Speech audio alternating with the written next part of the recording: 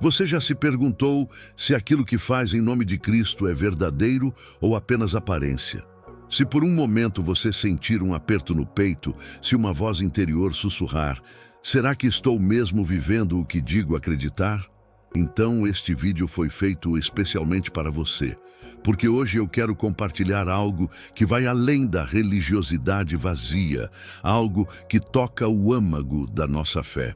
Existe um segredo reconfortante que poucos cristãos conhecem. Deus confirma e valida quem vive segundo o Evangelho através de sinais visíveis e invisíveis. Estes não são sinais místicos ou sobrenaturais no sentido espetacular, mas marcas profundas e práticas que aparecem na vida daqueles que genuinamente seguem a Cristo. É como se o próprio Espírito Santo deixasse suas impressões digitais em nossa existência cotidiana.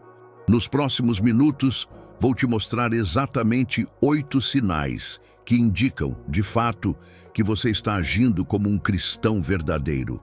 Entender esses sinais não é apenas um exercício teológico. É algo que muda decisões, transforma prioridades e revoluciona relacionamentos. Quando você reconhece essas marcas em sua vida, a confiança espiritual cresce, a ansiedade diminui e o propósito fica cristalino.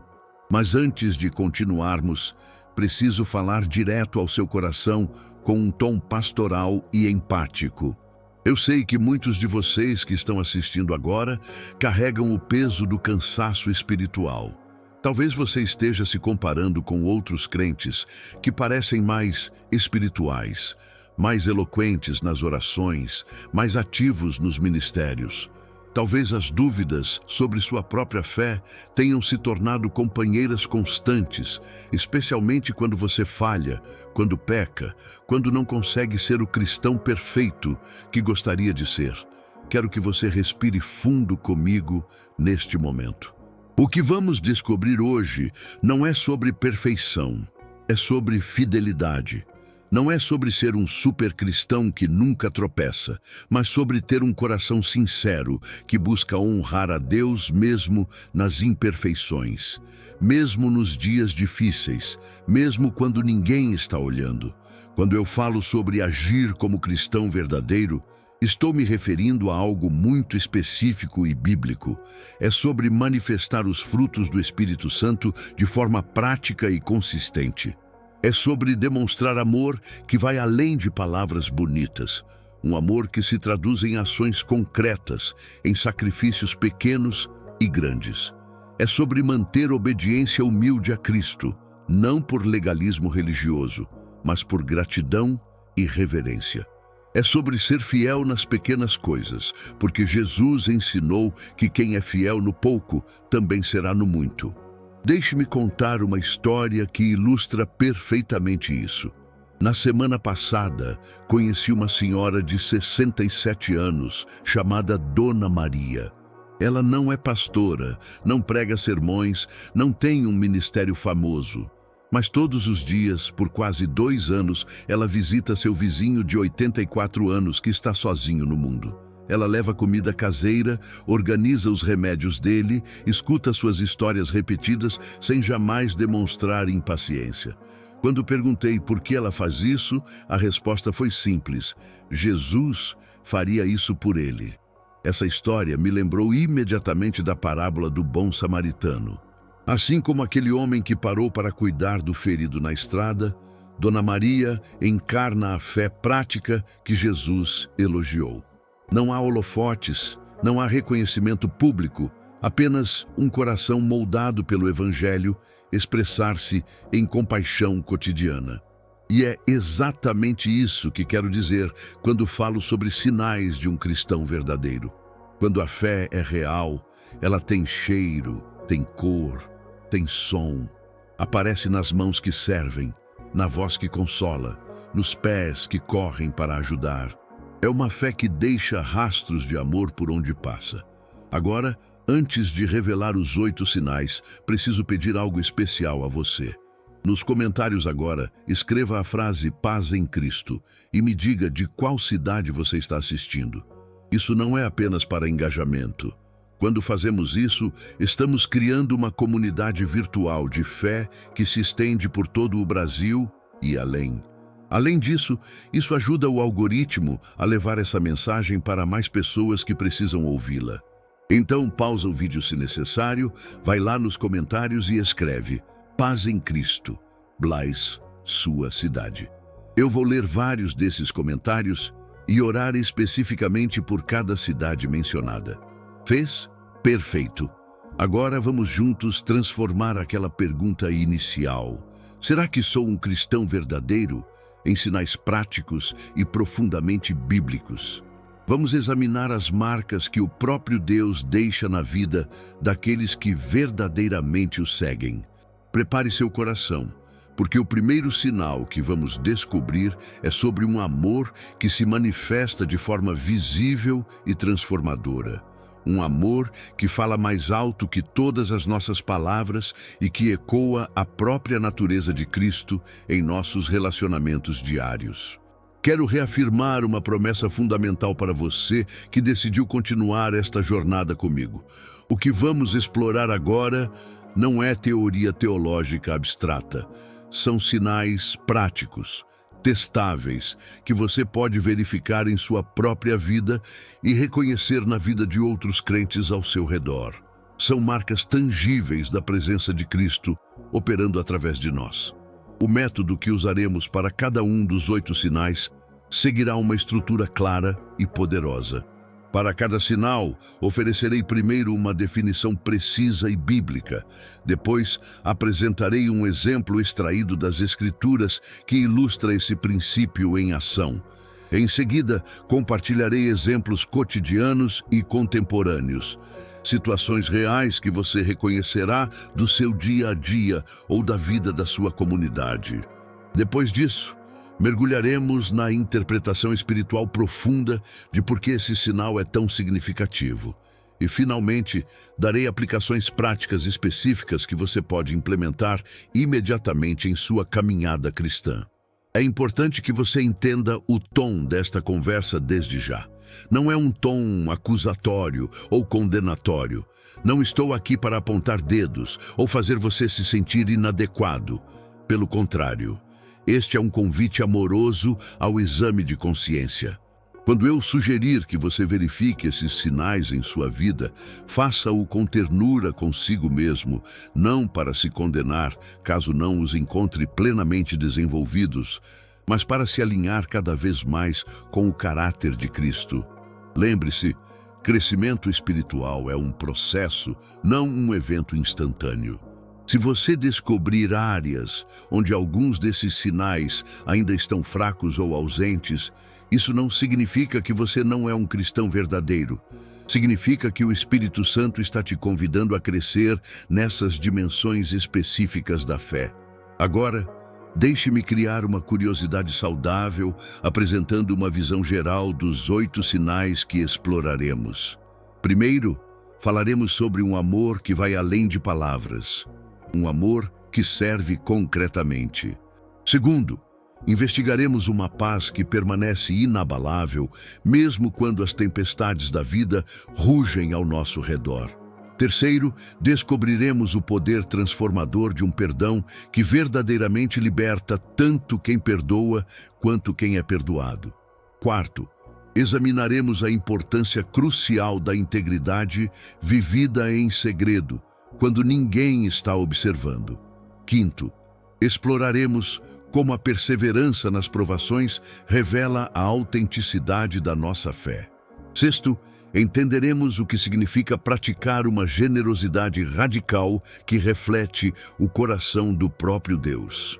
Sétimo, aprenderemos sobre um testemunho que atrai pessoas a Cristo de forma natural e irresistível. E, finalmente, oitavo, descobriremos como a responsabilidade comunitária genuína fortalece todo o corpo de Cristo. Para ilustrar como esses sinais funcionam em conjunto, deixe-me compartilhar uma história bíblica que sempre me impressiona profundamente. Quando Paulo e Barnabé viajavam juntos nas primeiras missões cristãs, eles exemplificaram a combinação poderosa de vários desses sinais simultaneamente. Eles demonstraram amor prático ao cuidar das necessidades espirituais e físicas das comunidades que visitavam. Mantiveram uma paz sobrenatural, mesmo quando foram perseguidos, apedrejados e expulsos das cidades. Perdoaram repetidamente aqueles que os maltrataram, nunca guardando rancor ou buscando vingança. Viveram com absoluta integridade, sendo transparentes sobre suas motivações e nunca usando o ministério para benefício pessoal. Perseveraram através de incontáveis dificuldades, sem jamais desistir da missão. Foram generosos com seu tempo, energia e recursos, investindo tudo no reino de Deus. Seu testemunho era tão autêntico que atraía pessoas de todas as classes sociais. E eles assumiram total responsabilidade pelo bem-estar espiritual das comunidades que plantaram, visitando-as repetidamente e enviando cartas de encorajamento e correção quando necessário. A vida deles estava permeada por estes sinais de forma integrada e natural. Não eram características forçadas ou artificiais. Eram o resultado orgânico de corações verdadeiramente transformados pelo Evangelho. E aqui está uma verdade poderosa que quero que você grave em seu coração. Quando esses sinais aparecem em nossa vida, eles criam um aroma espiritual distintivo que as pessoas ao nosso redor conseguem perceber, mesmo que não saibam explicar exatamente o que é.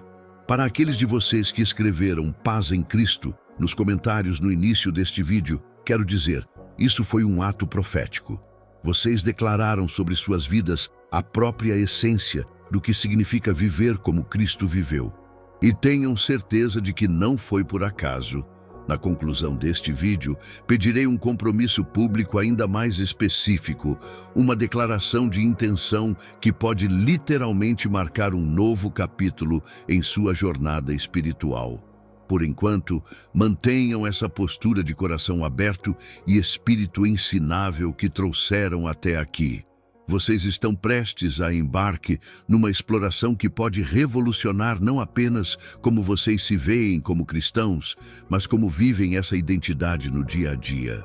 Agora vamos mergulhar profundamente no primeiro sinal. E preparem-se, porque este sinal é talvez o mais desafiador e o mais transformador de todos. Vamos falar sobre um amor que não se contenta com palavras bonitas ou sentimentos calorosos, mas que se manifesta em ações concretas, sacrificiais e frequentemente invisíveis aos olhos do mundo. Um amor que verdadeiramente prova que acreditamos naquilo que professamos. O primeiro sinal de que você age como um cristão verdadeiro é a presença de um amor prático e sacrificial em sua vida. Um amor que se manifesta em ações concretas, não apenas em palavras eloquentes ou sentimentos calorosos. Este não é o amor romântico dos filmes, ou mesmo o amor familiar natural que sentimos por aqueles que nos são próximos. É algo muito mais profundo e desafiador. É o amor ágape que Jesus modelou. Um amor que escolhe o bem do outro mesmo quando isso nos custa algo significativo. Esse amor tem características muito específicas. Primeiro, ele é proativo. Não espera ser solicitado ou provocado, mas procura oportunidades de servir e abençoar. Segundo, ele é sacrificial. Está disposto a abrir mão de conforto, tempo, recursos ou reconhecimento pelo bem de outros. Terceiro, ele frequentemente opera nas sombras. Muitas de suas expressões mais genuínas acontecem quando ninguém está observando, quando não há possibilidade de aplauso ou recompensa social. Quarto, ele é inclusivo. Estende-se não apenas aos nossos amigos e familiares, mas aos difíceis de amar, aos diferentes de nós, até mesmo aqueles que nos machucaram. O exemplo bíblico mais poderoso deste amor está registrado em João, capítulo 13, quando Jesus se levanta da mesa da última ceia, remove suas vestes exteriores, amarra uma toalha na cintura e começa a lavar os pés de seus discípulos. Imagine a cena: o Criador do universo, o Rei dos Reis, ajoelhado no chão lavando pés sujos e calejados de pescadores rudes. Pedro fica tão chocado que inicialmente se recusa a permitir que Jesus lave seus pés. Mas Jesus responde que, se não o fizer, Pedro não terá parte com ele. Mas o que torna essa história ainda mais impactante é o contexto. Jesus sabia que dentro de poucas horas seria traído por Judas, negado por Pedro, abandonado por todos os outros. Ele sabia que estava a caminho da cruz, carregando o peso dos pecados da humanidade. Ainda assim, escolheu passar esses momentos preciosos servindo aqueles que o decepcionariam. Depois de lavar os pés de todos, Jesus disse: "Vocês me chamam Mestre e Senhor, e têm razão, pois eu o sou. Ora, se eu, sendo Senhor e Mestre, lavei os pés de vocês, vocês também devem lavar os pés uns dos outros. Eu lhes dei o exemplo para que vocês façam como eu lhes fiz." Este não foi apenas um gesto simbólico. Foi o estabelecimento de um padrão permanente de como o amor cristão deveria operar. Serviço humilde como evidência de grandeza espiritual.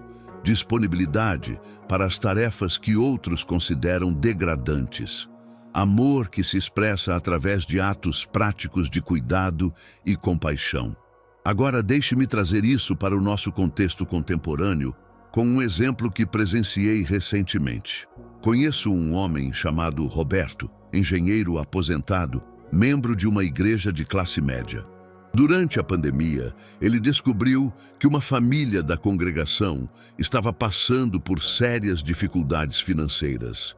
O pai havia perdido o emprego e eles estavam com vergonha de pedir ajuda. Roberto não apenas organizou uma campanha discreta para arrecadar recursos, mas começou a visitar essa família semanalmente.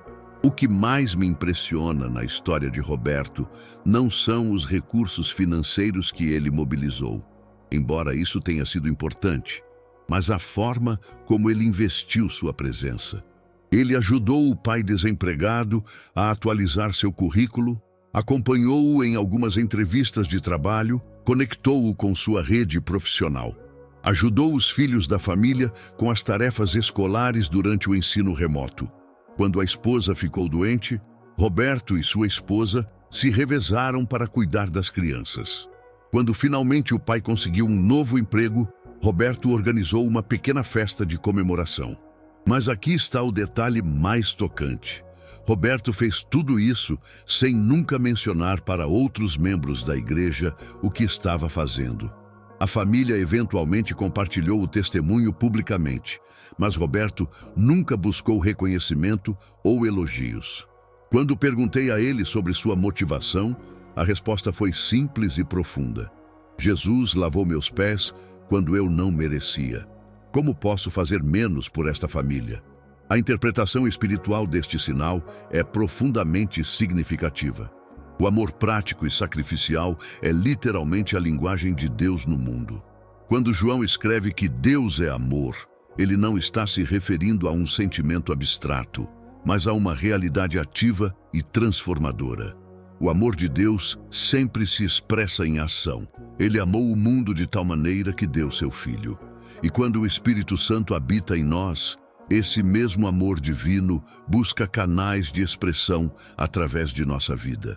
Por isso Jesus disse que todos saberiam que somos seus discípulos se tivermos amor uns pelos outros. Não amor em teoria, mas amor em prática. Não amor apenas para aqueles que nos amam de volta, mas amor que se estende aos necessitados, aos rejeitados, aos difíceis de amar. Esse amor é como um selo de autenticidade espiritual. É impossível falsificá-lo por muito tempo e é impossível escondê-lo quando é genuíno. Agora, como isso se aplica praticamente à sua vida? Primeiro, faça um inventário honesto das suas últimas semanas. Quando foi a última vez que você fez algo significativo por alguém sem esperar nada em troca? Quando foi a última vez que você interrompeu sua agenda para atender à necessidade de outro? Quando foi a última vez que você investiu tempo, energia ou recursos em alguém que não podia retribuir o favor? Segundo, Identifique 3 pessoas em sua esfera de relacionamentos que estão passando por dificuldades. Podem ser familiares, vizinhos, colegas de trabalho, membros da igreja. Para cada uma dessas pessoas, pergunte-se: o que Jesus faria por esta pessoa se estivesse no meu lugar? Então faça pelo menos uma ação concreta esta semana para cada uma delas. Terceiro, pratique o amor anônimo. Encontre maneiras de abençoar pessoas sem que elas saibam que foi você. Pague o café de quem está na fila atrás de você. Deixe uma nota encorajadora no para-brisa de um carro. Envie um presente anônimo para uma família que você sabe que está passando dificuldades. Quarto, desenvolva o hábito da disponibilidade interruptiva. Em vez de ficar irritado quando alguém interrompe seus planos com uma necessidade, veja isso como uma oportunidade de demonstrar amor prático.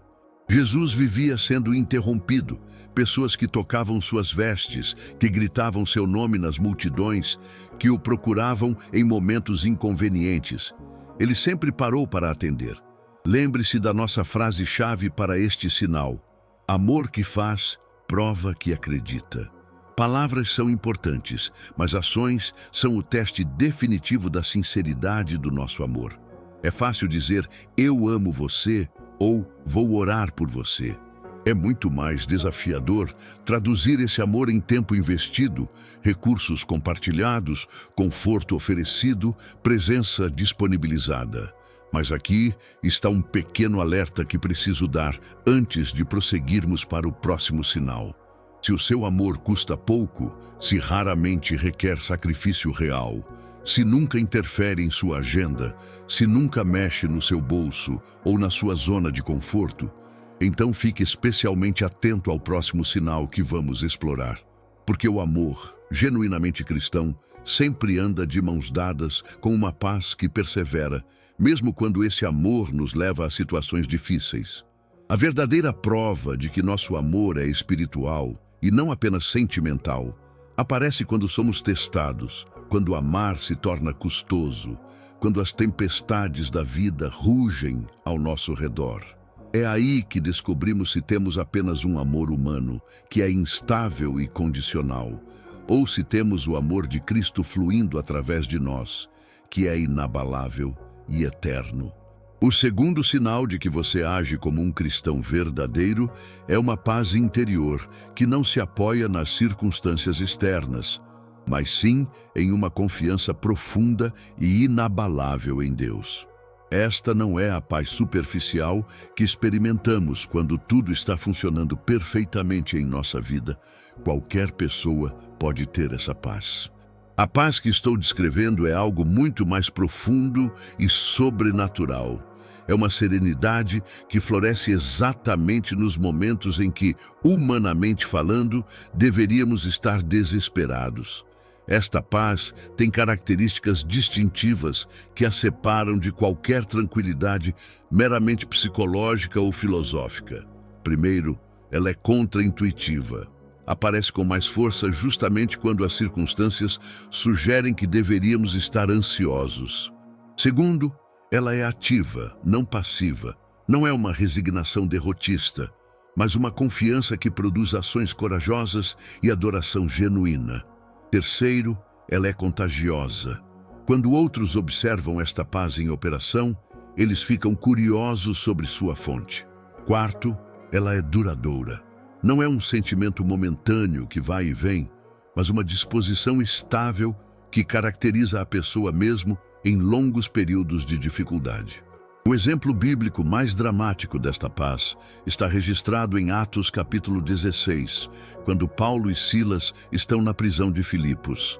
Eles haviam sido falsamente acusados, publicamente humilhados, severamente açoitados e trancafiados no cárcere interior, com os pés presos no tronco.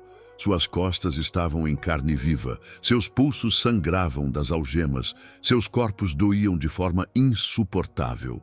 Qualquer pessoa normal nesta situação estaria gritando de dor, amaldiçoando os captores, ou pelo menos lamentando amargamente sua sorte. Mas o que Paulo e Silas fizeram? Por volta da meia-noite, no momento mais escuro, literal e figurativamente, eles começaram a orar e cantar hinos de louvor a Deus. Não foi um murmúrio baixo de autoconsolação. O texto bíblico deixa claro que os outros prisioneiros estavam ouvindo atentamente. Era uma adoração vibrante, corajosa, que ecoava pelas pedras frias da prisão como uma declaração de fé inabalável. E então aconteceu algo extraordinário. Um terremoto sacudiu os alicerces da prisão, todas as portas se abriram e as correntes de todos os presos se soltaram. Quando o carcereiro acordou e viu as portas abertas, assumiu que todos haviam fugido e estava prestes a se matar, pois seria executado por negligência. Mas Paulo gritou: "Não se faça mal algum, que todos estamos aqui." O resultado? O carcereiro e toda sua família se converteram a Cristo naquela mesma noite. A paz sobrenatural de Paulo e Silas, expressa através de louvor em meio ao sofrimento, tornou-se o instrumento de salvação para uma família inteira. Esta história ilustra um princípio espiritual profundo. A paz genuinamente cristã não é apenas um estado interior de bem-estar, mas uma força evangelística poderosa. Quando as pessoas veem alguém mantendo serenidade e até mesmo alegria em circunstâncias que deveriam produzir desespero, elas intuem que há algo sobrenatural operando. Agora deixe-me compartilhar um exemplo contemporâneo que presenciei pessoalmente. Ana Paula é uma enfermeira de 38 anos, mãe solteira de 2 filhos adolescentes. Há 3 anos, ela recebeu o diagnóstico de câncer de mama em estágio avançado. Na mesma semana do diagnóstico, ela foi demitida do emprego devido a cortes orçamentários no hospital. Seu ex-marido, que já era negligente com a pensão alimentícia, desapareceu completamente ao saber da doença. Qualquer pessoa enfrentando essa combinação devastadora de crise de saúde, desemprego e abandono teria todas as razões do mundo para entrar em pânico, depressão ou revolta. Mas o que mais me impressiona em Ana Paula é a forma como ela navegou através dessa tempestade perfeita. Desde o primeiro dia, ela estabeleceu uma rotina de oração matinal, onde agradecia a Deus especificamente pelas coisas boas que ainda tinha.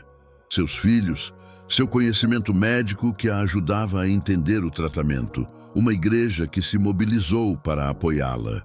Durante todo o tratamento de quimioterapia, que durou 8 meses, Ana Paula manteve um blog onde compartilhava não apenas as dificuldades, mas principalmente as evidências da fidelidade de Deus que ela ia descobrindo.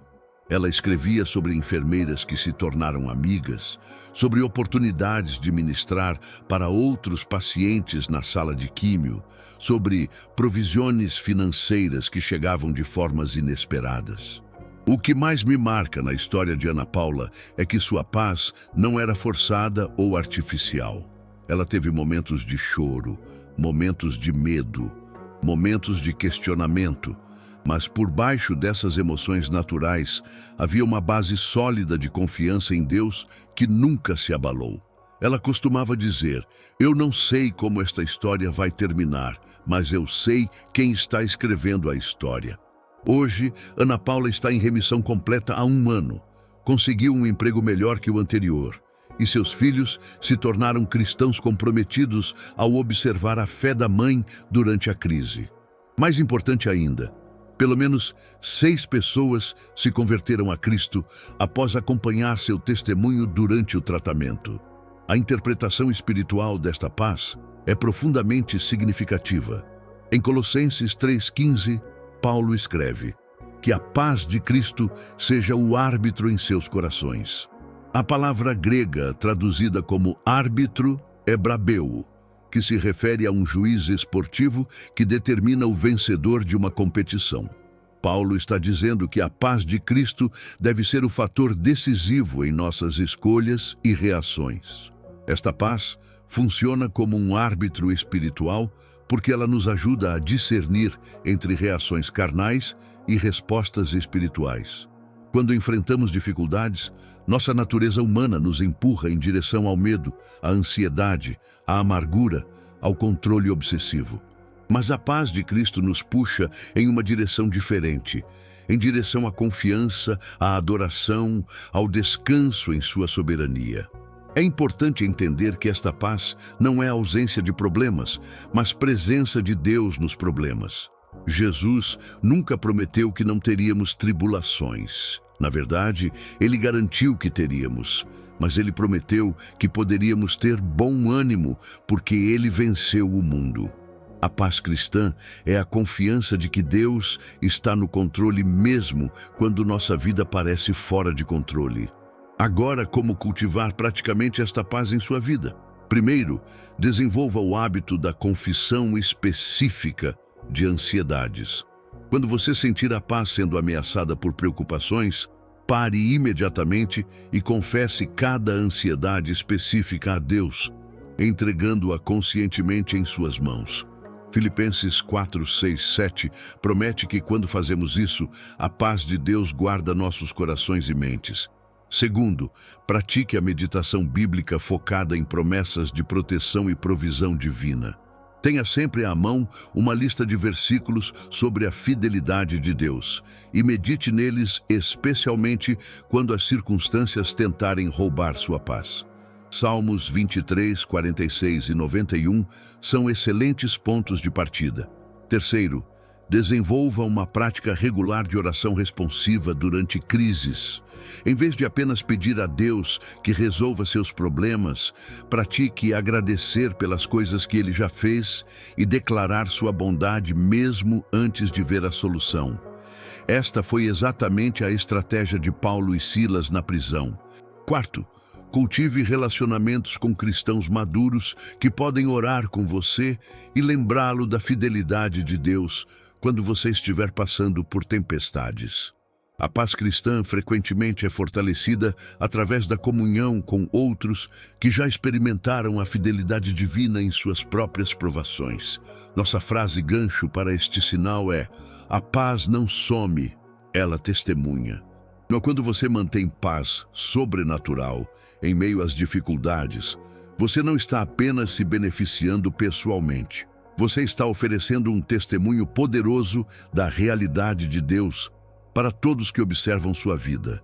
E isso nos leva naturalmente ao próximo sinal, porque a paz verdadeira sempre caminha de mãos dadas com a capacidade de perdoar.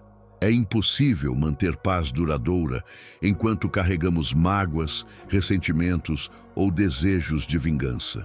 A próxima marca de um cristão autêntico é a disposição sobrenatural de perdoar e buscar restauração, mesmo quando fomos profundamente machucados.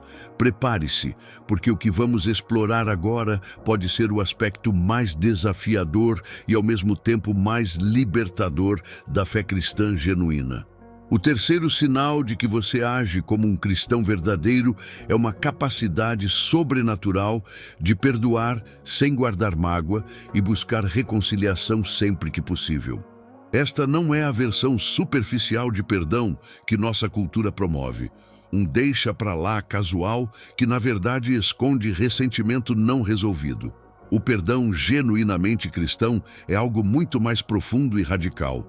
É uma decisão deliberada de liberar completamente a pessoa que nos machucou da dívida que ela tem conosco, escolhendo o bem dela mesmo quando nossa dor ainda está fresca. Este perdão tem características específicas que o distinguem de qualquer conceito secular ou religioso superficial. Primeiro, ele é custoso. Reconhece plenamente a gravidade da ofensa e o impacto real do dano causado. Segundo, ele é deliberado. É uma decisão da vontade, não um sentimento que esperamos até chegar naturalmente. Terceiro, ele busca restauração. Quando possível e seguro, procura reconstruir relacionamentos quebrados. Quarto, ele estabelece limites saudáveis. Perdoar não significa aceitar passivamente que o abuso continue. Quinto, ele é processual. Especialmente em casos de traumas profundos, pode levar tempo para ser completamente experimentado e vivido. O exemplo bíblico mais poderoso deste perdão está nas próprias palavras de Jesus na cruz. Enquanto ele estava sendo crucificado, suportando não apenas a agonia física indescritível, mas carregando o peso dos pecados de toda a humanidade, ele olhou para aqueles que o estavam matando e disse: Pai, perdoa-lhes, porque não sabem o que fazem. Este não foi perdão oferecido depois da dor ter passado, depois de um tempo de processamento emocional, depois que os ofensores pediram desculpas. Foi perdão oferecido no auge do sofrimento, para pessoas que continuavam o machucando. Mas talvez ainda mais tocante seja a parábola do filho pródigo que Jesus contou em Lucas 15. Aqui vemos não apenas o perdão, mas a busca ativa pela restauração. O filho mais novo havia insultado profundamente o pai ao pedir sua herança antecipadamente, essencialmente dizendo: eu gostaria que você estivesse morto. Desperdiçou tudo em vida dissoluta e voltou para casa apenas porque estava com fome, não porque estava genuinamente arrependido. Como o pai reagiu?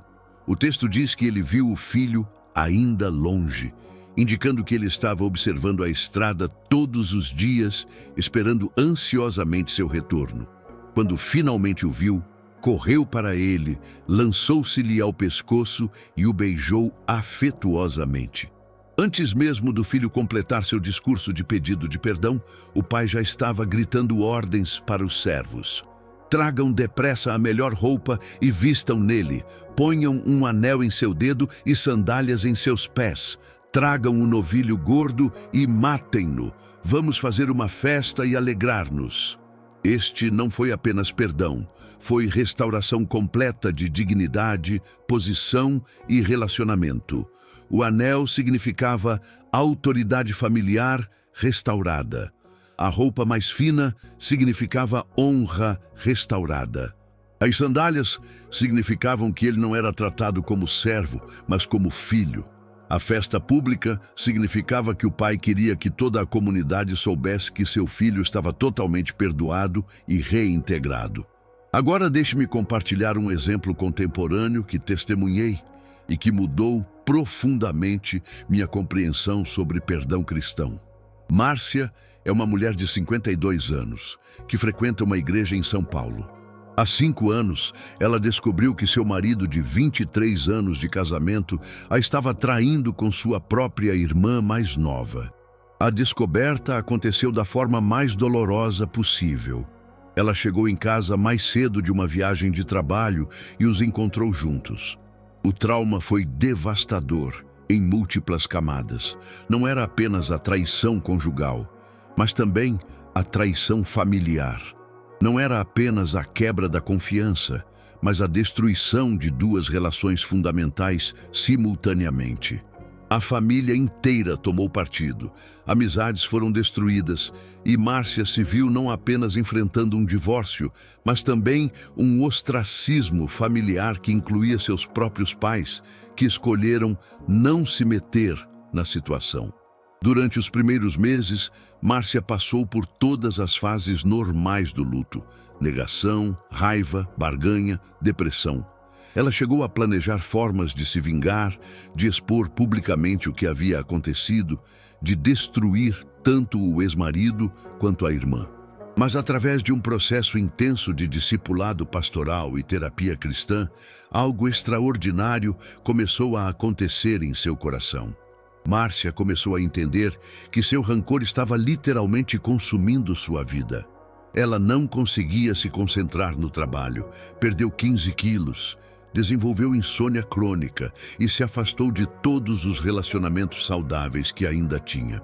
Foi quando ela teve um encontro profundo com o perdão de Cristo em sua própria vida e percebeu que, enquanto ela se recusasse a perdoar, permaneceria presa àqueles que a machucaram. O processo de perdão não foi instantâneo nem fácil. Levou quase 2 anos de oração intensa, aconselhamento pastoral e decisões diárias de escolher liberar o ressentimento. Mas o que aconteceu depois foi verdadeiramente milagroso. Márcia não apenas conseguiu perdoar genuinamente, mas começou a procurar oportunidades de demonstrar esse perdão através de ações concretas. Quando soube que sua irmã estava passando por uma depressão severa, depois que o relacionamento com o ex-cunhado terminou, Márcia a procurou e ofereceu apoio emocional. Quando o ex-marido perdeu o emprego durante a pandemia, ela não se opôs quando os filhos adolescentes pediram para ajudá-lo financeiramente. Não houve reconciliação matrimonial. Alguns danos são irreparáveis, mas houve restauração de civilidade, respeito mútuo e até mesmo uma amizade cautelosa com a irmã. O mais impressionante na história de Márcia é como esse processo de perdão transformou não apenas seus relacionamentos, mas seu próprio caráter. Ela se tornou uma pessoa mais compassiva, mais sábia, mais profunda espiritualmente. Hoje ela lidera um ministério para mulheres que passaram por traição conjugal. E seu testemunho tem ajudado dezenas de outras pessoas a encontrar libertação através do perdão. A interpretação espiritual deste sinal é profundamente significativa. O perdão cristão é um sinal de que fomos genuinamente alcançados pelo perdão de Cristo. Como Jesus ensinou na parábola do servo incompassivo, Mateus 18, 21, 35, quem foi perdoado de uma dívida impagável com Deus não pode se recusar a perdoar as dívidas muito menores que outros têm conosco. Mais do que isso, o perdão é literalmente libertador, tanto para quem perdoa quanto para quem é perdoado.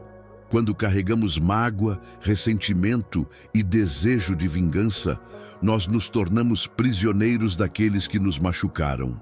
Eles continuam controlando nossas emoções, nossos pensamentos, nossas decisões, mesmo quando não estão mais presentes em nossa vida. O perdão corta essas correntes invisíveis e nos devolve nossa liberdade emocional e espiritual. Agora, como aplicar isso praticamente em sua vida? Primeiro, faça um inventário honesto de mágoas não resolvidas. Escreva numa folha de papel os nomes de pessoas que o machucaram e que você ainda não perdoou completamente. Seja brutalmente honesto, incluindo traições antigas, palavras ferinas, promessas quebradas, abandonos, abusos. Segundo, para cada nome da lista, ore especificamente pela pessoa, pedindo a Deus que a abençoe. No início, isso pode parecer impossível ou até hipócrita, mas continue fazendo mesmo quando não sentir vontade. O perdão genuíno frequentemente começa com esta decisão da vontade de desejar o bem de quem nos machucou.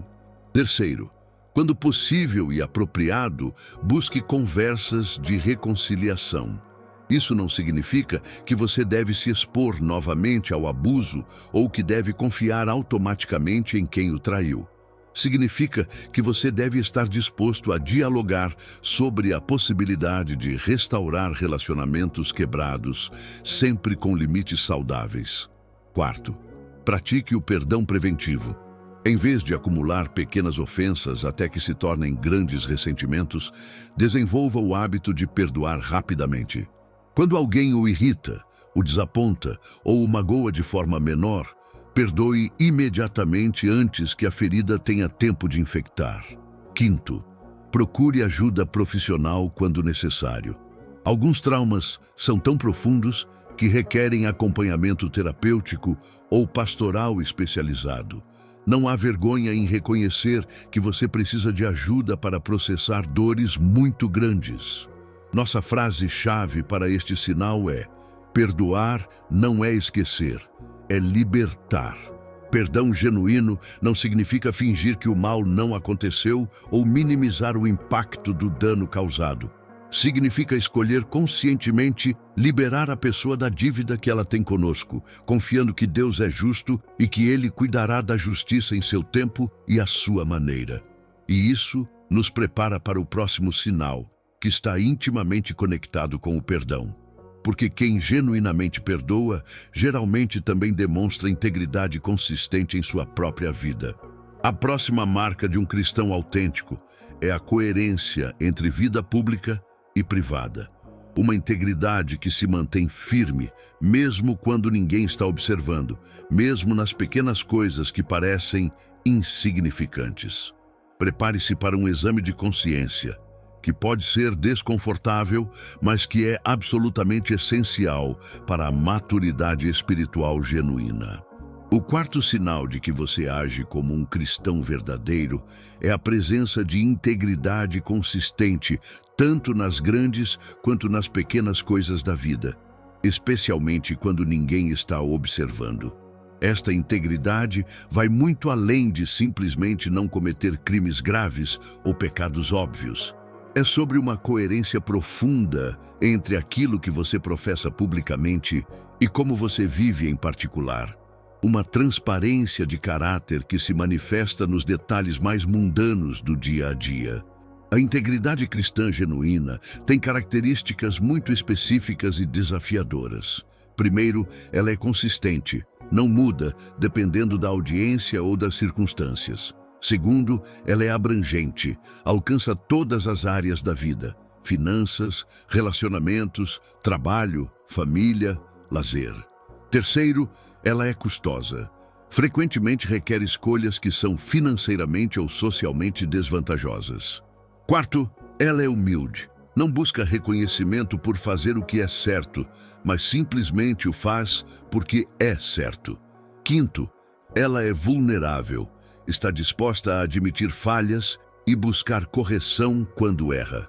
Um dos exemplos bíblicos mais impressionantes de integridade em teste está na história de Daniel durante o exílio babilônico.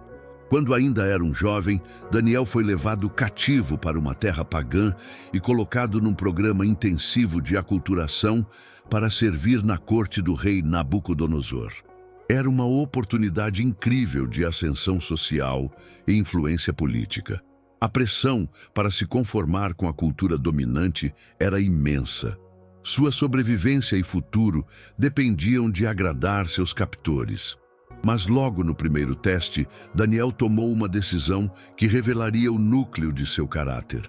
Ele se recusou a se contaminar com a comida e o vinho do rei. Pode parecer um detalhe menor, mas Daniel entendeu que integridade se constrói ou se destrói nas pequenas decisões. Se ele cedesse neste ponto aparentemente insignificante, seria mais fácil ceder nos próximos compromissos e depois nos próximos, até que sua identidade como servo de Deus fosse completamente diluída. Décadas depois, quando Daniel já era um alto funcionário do império, seus colegas políticos tentaram encontrar algo para acusá-lo. O texto bíblico registra que não conseguiram achar motivo algum de acusação ou falta, porque ele era fiel, não havia nele nenhum erro nem falta. A única forma que encontraram de atacá-lo foi através de sua devoção religiosa. Eles sabiam que Daniel jamais abriria mão de sua prática de orar 3 vezes ao dia, voltado para Jerusalém. Mesmo quando foi promulgado um decreto que tornava ilegal orar a qualquer deus, exceto o rei por 30 dias, sob pena de morte na cova dos leões, Daniel manteve sua rotina de oração inalterada. Ele não orou em segredo para se proteger, nem parou de orar temporariamente até o perigo passar. Continuou orando abertamente, porque sua integridade era mais importante que sua segurança física. A história de José no Egito oferece outro exemplo poderoso, especialmente na área de integridade sexual. Quando a esposa de Potifar tentou seduzi-lo repetidamente, José estava numa posição extremamente vulnerável. Ele era um escravo estrangeiro, sem direitos ou proteção legal. A mulher era poderosa e poderia facilmente destruir sua vida se fosse rejeitada. Ninguém jamais saberia se ele cedesse à tentação. Não havia redes sociais, igrejas locais ou comunidades de prestação de contas. Mas a resposta de José revela o coração da integridade cristã. Como posso fazer tal maldade e pecar contra Deus? Para José, a questão não era se alguém descobriria, mas que Deus sempre vê. Não era sobre consequências sociais, mas sobre fidelidade a seus valores mais profundos. Mesmo quando isso resultou em acusações falsas e prisão injusta, José manteve sua integridade intacta. Agora deixe-me compartilhar um exemplo contemporâneo que ilustra como essa integridade opera no mundo moderno. Carlos é contador numa empresa de médio porte, pai de 2 filhos pequenos, membro ativo de sua igreja local. Durante a crise econômica de 2008, a empresa onde ele trabalha começou a enfrentar sérias dificuldades financeiras. O proprietário, desesperado para evitar demissões e falência, começou a pressionar Carlos para ser mais criativo com os números, eufemismo para manipular relatórios fiscais e sonegar impostos. A pressão foi intensa e multifacetada. O chefe argumentou que era apenas temporário, até a empresa se recuperar, que os impostos no Brasil são abusivos e o governo desperdiça o dinheiro mesmo, que se a empresa falir, todos os funcionários perderiam seus empregos, que outros contadores fazem isso rotineiramente. Carlos chegou a ser ameaçado sutilmente com demissão se não cooperasse. Para complicar ainda mais, a esposa de Carlos estava grávida do 3º filho, eles tinham acabado de comprar uma casa nova e o mercado de trabalho estava extremamente competitivo. Perder o emprego naquele momento seria financeiramente devastador para sua família. A tentação de apenas uma vez fazer vista grossa para irregularidades menores era quase irresistível. Mas Carlos tomou uma decisão que mudou o curso de sua vida. Ele se recusou terminantemente a participar de qualquer irregularidade fiscal. Explicou ao proprietário que sua fé não lhe permitia mentir ou roubar, mesmo que isso custasse seu emprego. Ofereceu-se para ajudar a encontrar soluções legais para os problemas da empresa, mas deixou claro que não comprometeria sua integridade. Como esperado, Carlos foi demitido 2 semanas depois. Os meses seguintes foram os mais difíceis de sua vida. Ele teve que vender o carro novo, fazer um empréstimo para pagar as contas e chegou a trabalhar como motorista de aplicativo nos finais de semana para complementar a renda reduzida do seguro-desemprego. Mas aqui está a parte notável da história. 6 meses depois, um cliente da empresa anterior procurou Carlos para oferecer-lhe uma posição numa empresa maior, com salário 40% superior ao que ele ganhava. Quando perguntou como havia conseguido sua recomendação, o cliente explicou que havia ficado impressionado com a integridade de Carlos ao recusar participar dos esquemas fiscais e que precisava de alguém confiável para cuidar das finanças de sua empresa. Hoje, 8 anos depois, Carlos é sócio desta empresa, tem uma situação financeira muito melhor que antes e se tornou conhecido no meio empresarial local como o contador em quem se pode confiar absolutamente. Mais importante ainda, seus filhos cresceram vendo um pai que prefere sofrer consequências temporárias a comprometer seus princípios. A interpretação espiritual da integridade é profundamente significativa.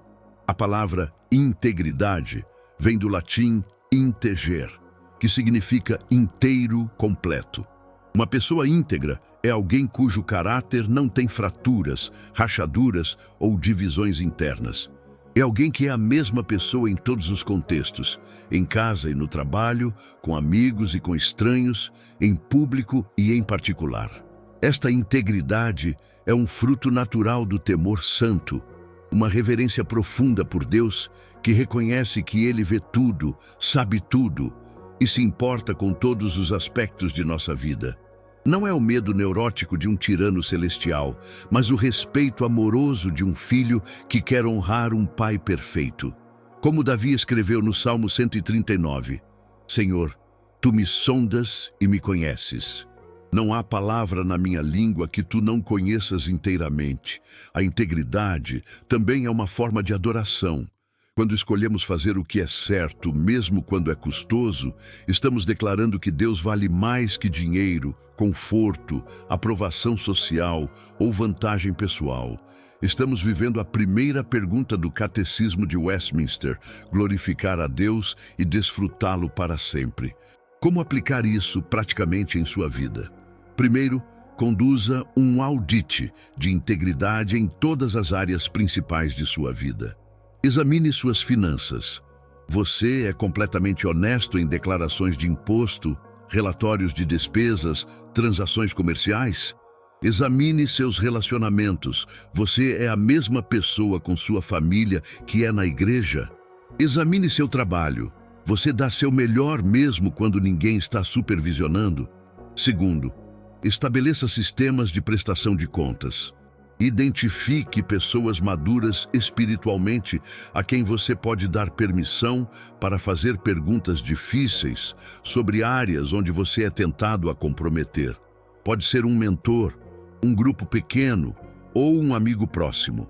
A integridade é mais fácil de manter quando sabemos que alguém vai nos perguntar sobre nossas escolhas. Terceiro, pratique a transparência financeira. Use aplicativos de controle orçamentário que sua família possa acessar. Faça relatórios regulares sobre gastos e investimentos para pessoas de confiança. Dê regularmente.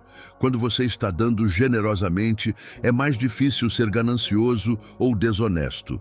Quarto, desenvolva o hábito da confissão imediata. Quando você perceber que falhou na integridade, mentiu, exagerou, omitiu informações importantes, tirou vantagem indevida, confesse imediatamente a Deus e, quando apropriado, às pessoas afetadas. A integridade perdida pode ser restaurada através da confissão genuína e mudança de comportamento. Nossa frase-chave para este sinal é: o caráter é o testemunho que ninguém apaga. Você pode perder dinheiro, posições, relacionamentos, até mesmo sua saúde. Mas se você mantiver sua integridade intacta, você terá preservado aquilo que é mais valioso e duradouro. E isso nos prepara para o próximo sinal, que está profundamente conectado com integridade. Porque uma pessoa íntegra naturalmente desenvolve uma generosidade autêntica, não a generosidade calculada que busca reconhecimento ou vantagem, mas uma generosidade radical que flui de um coração alinhado com os valores do reino de Deus.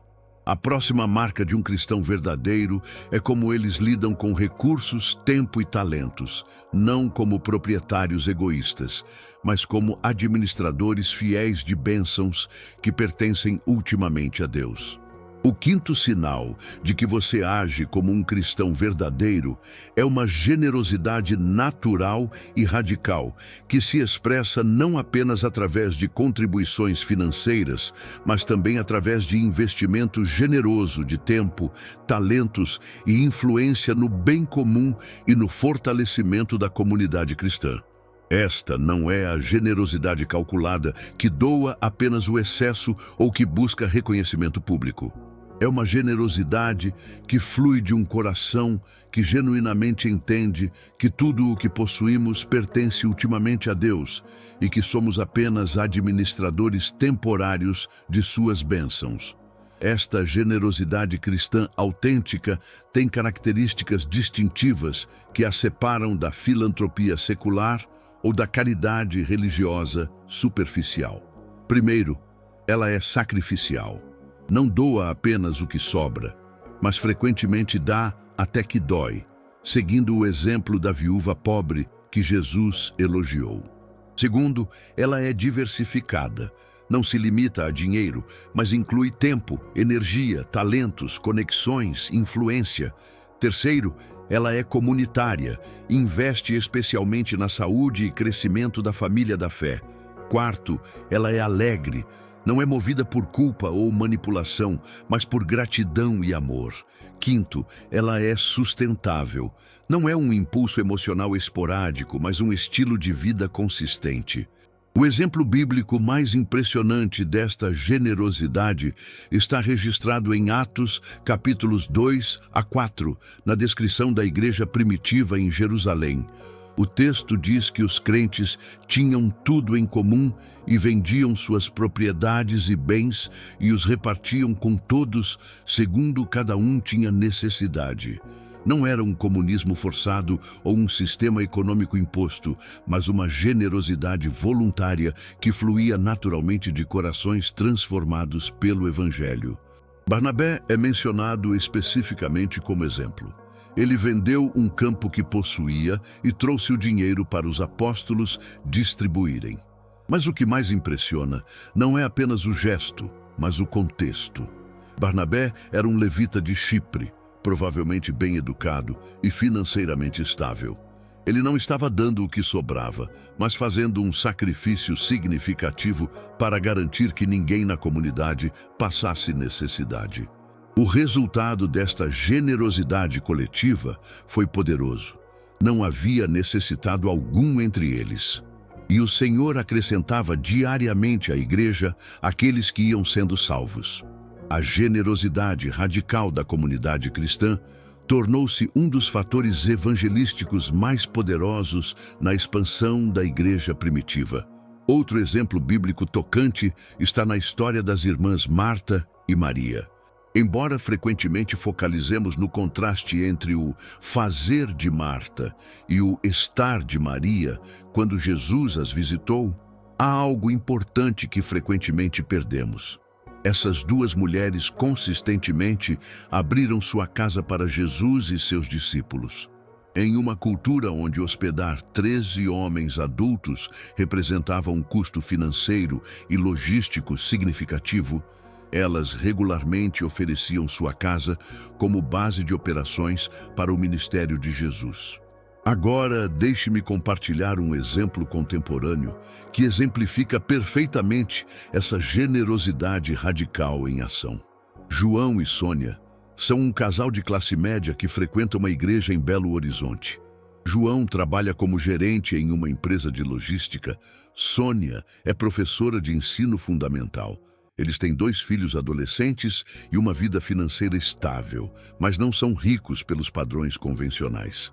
Há 3 anos, eles tomaram uma decisão que mudou não apenas suas vidas, mas o curso de várias outras famílias.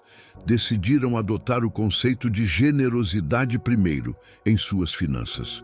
Em vez de dar a Deus e à comunidade o que sobrava depois de todas as suas necessidades e desejos serem atendidos, eles inverteram a equação. Definiram primeiro quanto iriam dar, e então ajustaram seu estilo de vida ao que restava. Começaram contribuindo com 15% de sua renda para a igreja e causas cristãs, já um nível bem acima do dízimo tradicional. Mas o que realmente os diferencia é como expandiram sua definição de generosidade. João começou a usar 2 horas de sua manhã de sábado para ensinar gratuitamente habilidades de informática para jovens de comunidades carentes. Sônia passou a dedicar suas férias escolares para liderar acampamentos cristãos para crianças cujas famílias não podiam pagar. Quando a pandemia chegou e muitas famílias da igreja enfrentaram dificuldades financeiras, João e Sônia fizeram algo extraordinário. Venderam o carro mais novo da família, cancelaram o plano de saúde mais caro e usaram o dinheiro economizado para criar um fundo emergencial para famílias necessitadas da congregação. Durante 8 meses, eles ajudaram discretamente 12 famílias com supermercado, medicamentos e contas básicas.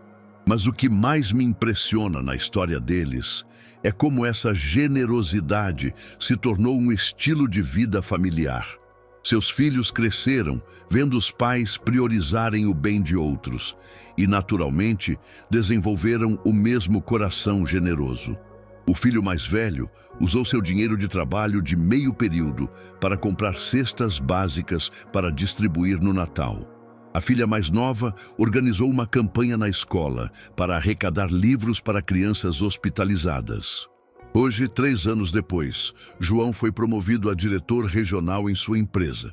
Seu chefe explicou que a promoção foi baseada parcialmente em sua reputação de integridade e cuidado com as pessoas, características que ele demonstrava tanto no trabalho quanto na comunidade.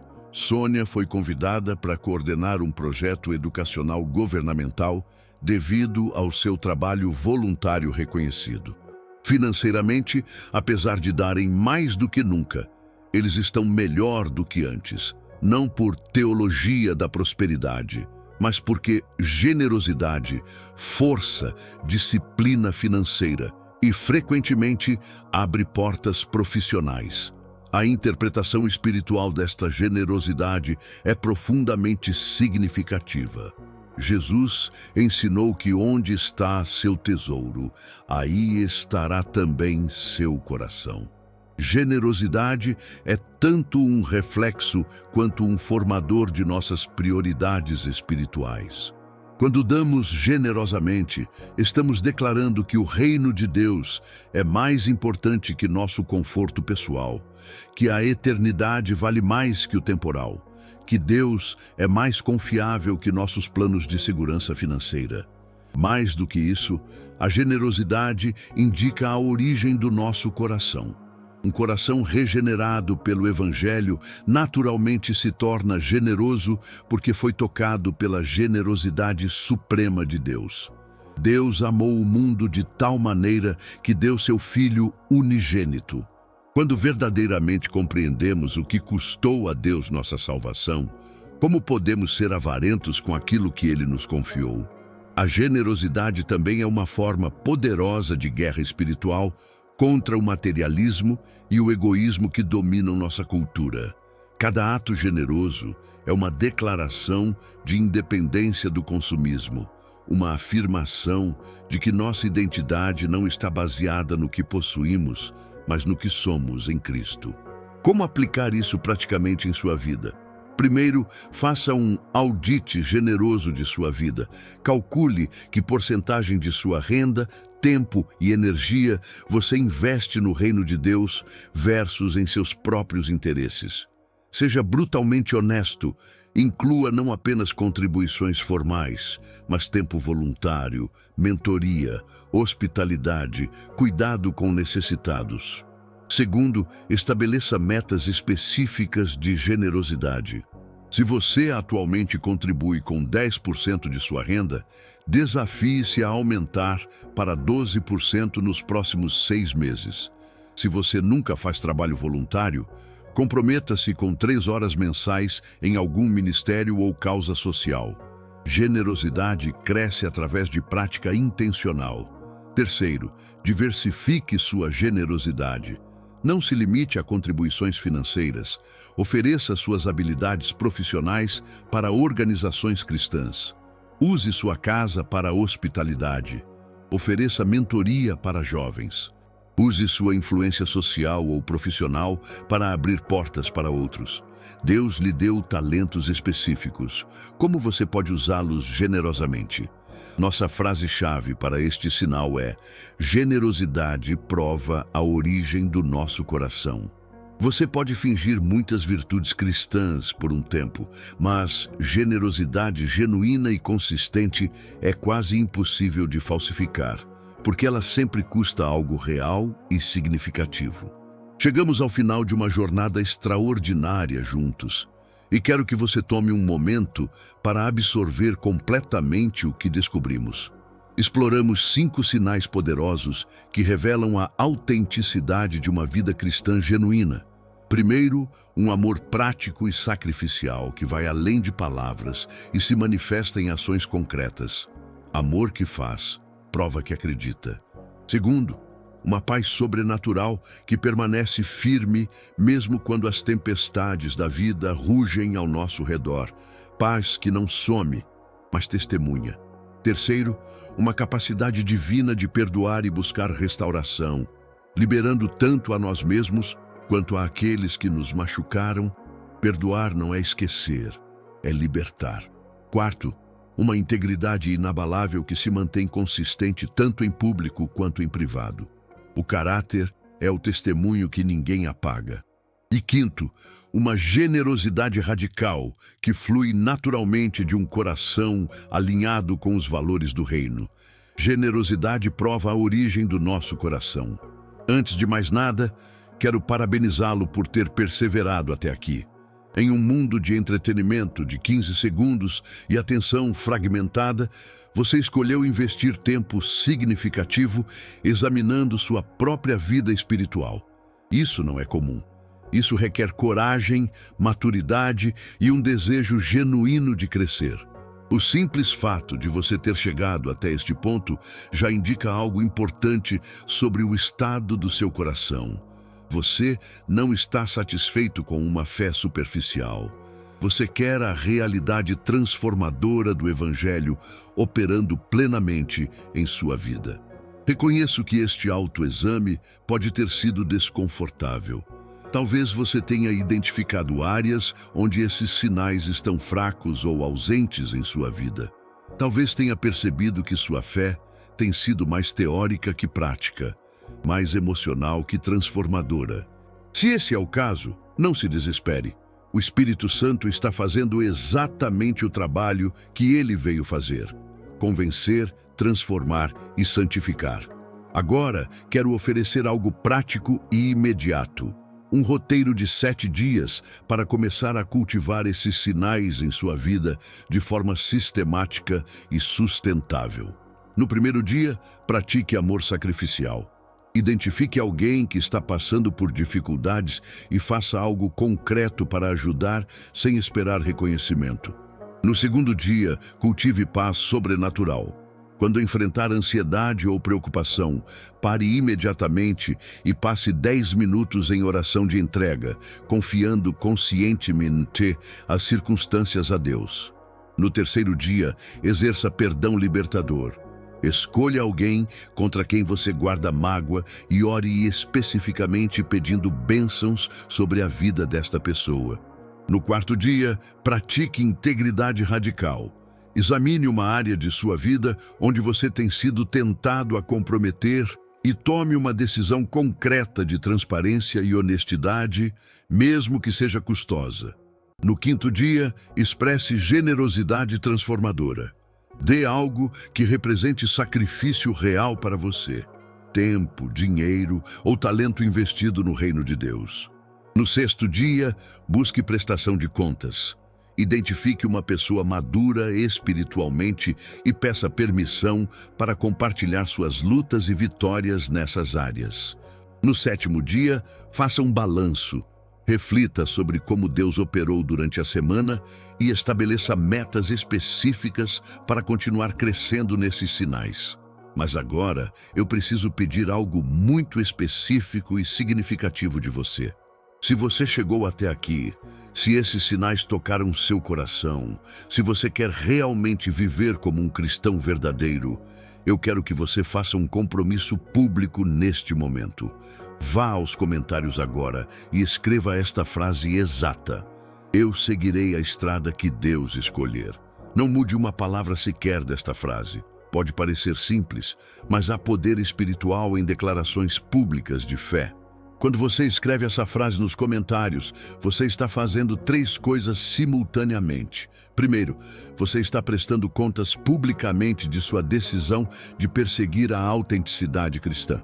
Segundo, você está encorajando outros irmãos e irmãs que lerão seu comentário e se sentirão inspirados a fazer o mesmo compromisso. Terceiro, você está lutando contra a tendência humana de fazer promessas privadas que são facilmente quebradas. Compromissos públicos têm um poder de responsabilização que compromissos secretos não têm. Além disso, preciso fazer alguns pedidos técnicos que são importantes para levar esta mensagem para mais pessoas que precisam ouvi-la. Se este vídeo abençoou sua vida, clique no botão de curtir agora. Isso sinaliza para o algoritmo que este conteúdo é valioso e deve ser mostrado para mais pessoas.